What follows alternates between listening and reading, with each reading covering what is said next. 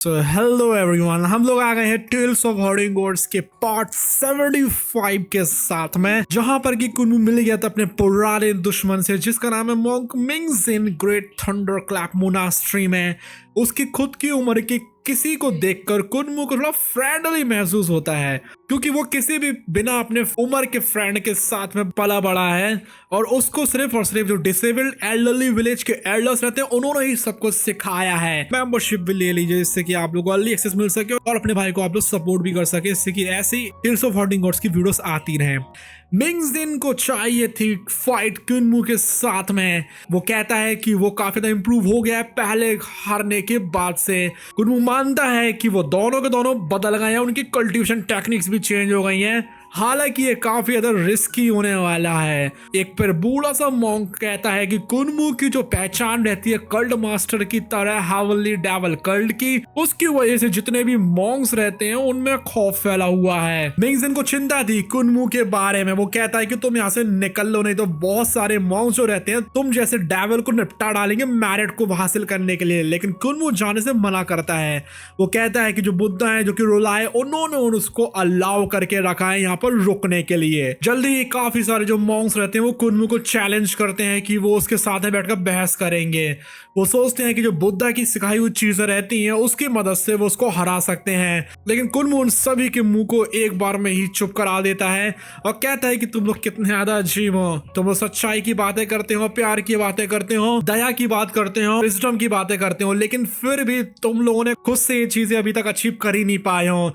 वो कहता है कि जो लोग रहते हैं जो कि कुछ सीख लेते हैं उनके ऊपर कोई हक नहीं होता है कि वो दूसरों के ऊपर भी वही चीज को थोपें। एक मॉन्क कुन्नू से कहता है कि तुम्हारा जो कल्ट रहता है वो तो शैतानी शक्तियों को प्रैक्टिस करता है।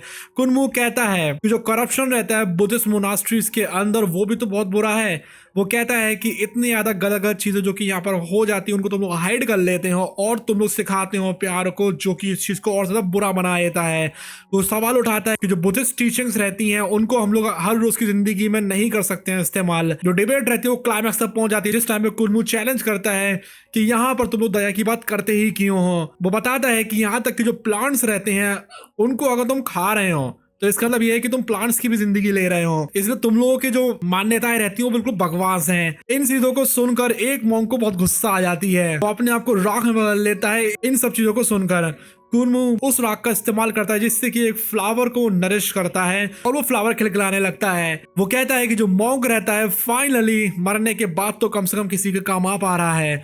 कुन्नू उसका चैलेंज करता है किसी को भी कि कौन मुझसे बहस करना चाहता है। कुछ जो मॉन्क्स रहते हैं उनका तो विश्वास ही टूटने लगा था और वो मोनास्ट्री को छोड़कर ही चले जाते हैं, और वह जो दूसरे रहते हैं गुस्सा आने लगती है और कहते हैं कि इसको जल्दी से जल्दी मार दो। कुन्नू यहाँ पर हंसता है बहुत ज्यादा कोल्डली और कहता है तुम लोग कितने बड़े हिपोक्रेट हो। वो लोगों को बताता है अगर तुम लोग ये जानते हो कि किसी को मार देना चाहिए ना कि उसकी बातों को समझना चाहिए तो तुम्हारी कल्टीवेशन का कोई मतलब ही नहीं है, और जिसको भी फाइट करनी है वो आगे आ सकता है, मैं यहीं पर ही खड़ा हुआ हूँ। मॉन्क्स रहते हैं प्रिपेयर हो जाते हैं कुन्नू को अटैक करने के लिए, लेकिन मॉन्क मिंगजिंग जो रहते हैं आगे की तरफ आ जाते हैं और कहते हैं कि मैं तुमसे फाइट करूंगा। सीक्रेटली मिंगजिंग जो रहता है वो पूछता है कुन्नू से कि प्लीज तुम ज्यादा यहाँ पर बहस मत करना और हार जाना, और तो और जो डेविल टेक्निक्स रहती है उनको भी मत करना इस्तेमाल, नहीं तो तुम्हें बाकी के जो मॉन्क्स रहते हैं वो मार डालेंगे। कुन्नू मान जाता है। वो फाइट करते हैं थंडर क्लैप 8 स्ट्राइक्स का इस्तेमाल करके। उनकी जो बैटल रहती है बहुत ज्यादा ग्रैंड और पावरफुल लग रही थी। कुन्नू की स्किल्स क्लियरली डीपर थी और वो इजीली फाइंड कर ले रहा था फ्लॉस को मिंगजिन की मॉडिफाइड सूत्र में। हालांकि जो कुन्नू रहता है वो आराम से उसको बहुत बुरी वाली चोट पहुंचा सकता था या मार सकता था, लेकिन फिर भी वो होल्ड बैक करता है, रुक जाता है। मिंगजिन को समझ में आ जाती है कि उसकी गलती क्या है और कुन्नू से कहता है कि थैंक यू सो मच, तुमने मुझे ये चीज सिखाई है कि जो सेक्रेट टेक्निक्स रहती हैं इनको हम लोग केयरलेसली तो नहीं बदल सकते हैं। लेकिन कुछ भी क्यों ना हो, जो कुन्नू रहता है वो यहाँ पर जीत चुका था। मॉन्क्स जो रहते हैं वो और ज्यादा डिटरमाइंड होते आ रहे थे उसको मारने के लिए। एक बहुत ज्यादा ताकतवर मॉन्क जो रहता है जिसका नाम था तैंगजिन, वो चैलेंज करता है कुन्नू को और इस्तेमाल करता है 100 ड्रैगन पोर्ट्रेट्स की पावर को। कुन्नू एक झटके में ही उस टेक्निक को समझ लेता है, उसको देखने भर से ही, और उसको काउंटर करता है एक और ज्यादा बड़ी मास्टरी के साथ में। उनकी जो ड्रैगन एनर्जीज रहती है क्लैश होती है, लेकिन कुन्नू की पावर जो रहती है तैंगजिन को पूरा ओवरवेल्म कर देती है और उसको एक बार भी मार देती है जिस टाइम पर वो कुन्नू की तरफ मर्डरस इंटेंट दिखाता है।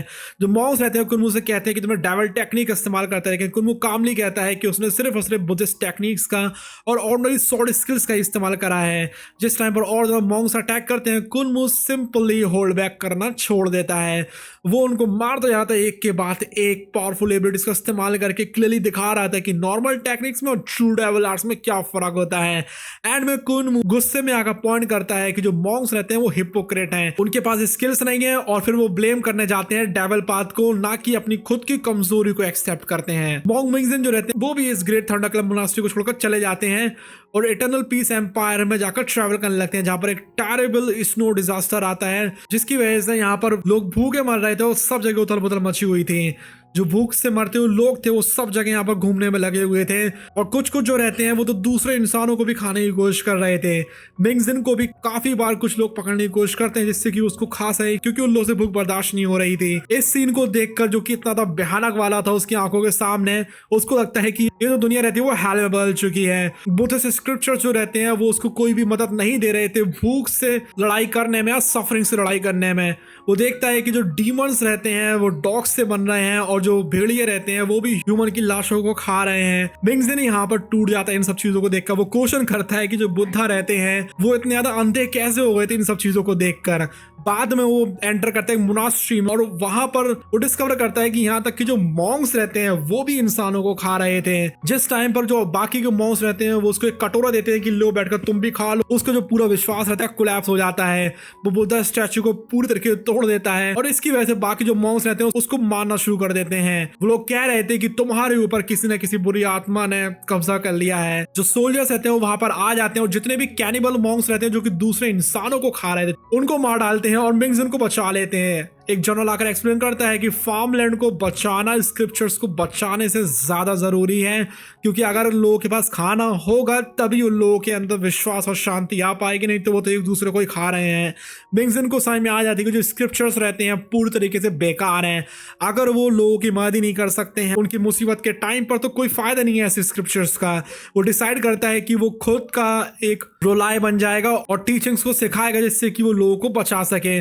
उसी दौरान ग्रेट थंडर क्लब मोनास्ट्री में कुनमू सारी जगहों पर जाना शुरू करता है। जितने भी क्लॉइस्टर्स रहते हैं उन सब पर वो टूल ले रहा था। वो सुनता है मॉन्क्स के एक्सप्लेनेशन को कि यहाँ पर जो रोलाई के महायान सूत्र है वो कितना बढ़िया उन लोगों के लिए, और इसको सुनने भर से ही वो आराम से जो मल्टीपल हेवंस रहती है उस सूत्र की वो उसको आराम से समझ लेता है।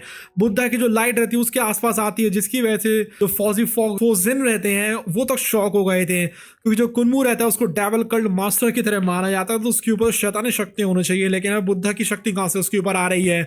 भले उसकी रेपुटेशन बहुत अच्छी थी लेकिन फिर भी जो कुनमू रहता है वो एक्स्ट्राऑर्डिनरी अंडरस्टैंडिंग को दिखा रहा था और बुद्धा के नेचर को समझ पा रहा था। इसकी वजह से जो मॉन्क्स रहते हैं वो सब देखकर उसको हैरान रह जाते हैं। जो फौजी फोक्सिन रहता है वो तो अंदर तक हिल गया था इस टाइम पे। वो देखता है कुनमू जो है 5 लेवल्स को हेवेंस की प्रैक्टिस कर रहा है रोलाई के महायान सूत्र की एक ही बार में। ये काफी ज्यादा रेयर चीज होती है जो कि फेमस जीनियसेस रहते हैं जैसे कि मा वैंग शेन जैसे लोग वही समझ पाते हैं। उस दिन को डर लगने लगता है कि अगर कुनमू ने बुद्धिज्म को कर लिया ज्वाइन तो उस तक को यहाँ पर अगला रोलाई नहीं बनाया जाएगा, बल्कि लगता है कि कुनमू को बना दिया जाएगा। इसकी वजह से उसके अंदर जेलसी आ जाती है और चिंता आ जाती है फूजिन के दिल के अंदर। कुनमू बाद में पूछता है कि इटर्नल पीस इंपीरियल प्रीसेप्टर के बारे में क्या सोचते हैं और उसको पता लगती है कि उन्होंने भी एक टाइम पर 7 हेवेंस को कल्टीवेट करा था जो कि और ज्यादा ग्रेटर टैलेंट है। कुनमू उनको एडमायर करता है और कहता है कि वो उनसे कंपेयर तो नहीं कर सकता है। कुनमू फिनिश करता है इन सारे के सारे 20 हेवेंस को सुनना सूत्र की, लेकिन वो सोचता है कि बुद्धिज्म को तो प्रैक्टिस नहीं करूंगा लेकिन मैं इनसे सीखूंगा जरूर, अपने आप को इंप्रूव जरूर करूंगा। फूजिन पूछता है कुनमू से कि ग्रेट जो एजुकेशनल हेवनली डेविल के स्क्रिप्चर्स रहते हैं उनको तुम दिखा सकते हो, लेकिन जैसे वो देखता है वो उसको रिजेक्ट कर देता है और कहता है कि तो बहुत ज्यादा क्रूअल है और इनके अंदर कोई दया है ही नहीं। जल्दी यहाँ पर खबर आ जाती है कि जो इटर्नल पीस क्राउन प्रिंस रहते हैं वो आए ओल्ड रोलाई को देखने के लिए। उसी सेम टाइम पर ग्रैनी सी का जो इनर डीमन रहता है ली त्यानजिन वो छूट जाता है सप्रेशन की वजह से 1000 बुद्धा के पैगोडा की, और जो ग्रैनी सी रहती है उनकी आवाज को सुनकर जो मॉन्क्स रहते हैं उनका तो कंट्रोल ही जा रहा था, क्योंकि उनकी जो आवाज रहती है उनकी शक्ल के साथ साथ बहुत ज्यादा सुंदर थी। वो लोग पैगोडा से गिरने लगते हैं और यहाँ तक कि मरने भी लगते हैं। ओल्ड मॉ जो ब्लाइंड रहते हैं वो जल्दी से जाते हैं कि उसको पकड़ सके, लेकिन कुनू पीछे छूट जाता है। ओल्ड रोलाई कहता है कि उसने अंडर एस्टिमेट करा था ली त्यानजिन को, लेकिन यहाँ पर वो कुनमू को मुनासिब छोड़कर जाने देगा, जिससे कि बुद्धिस्ट प्रिंसिपल्स का वो पालन कर सकें।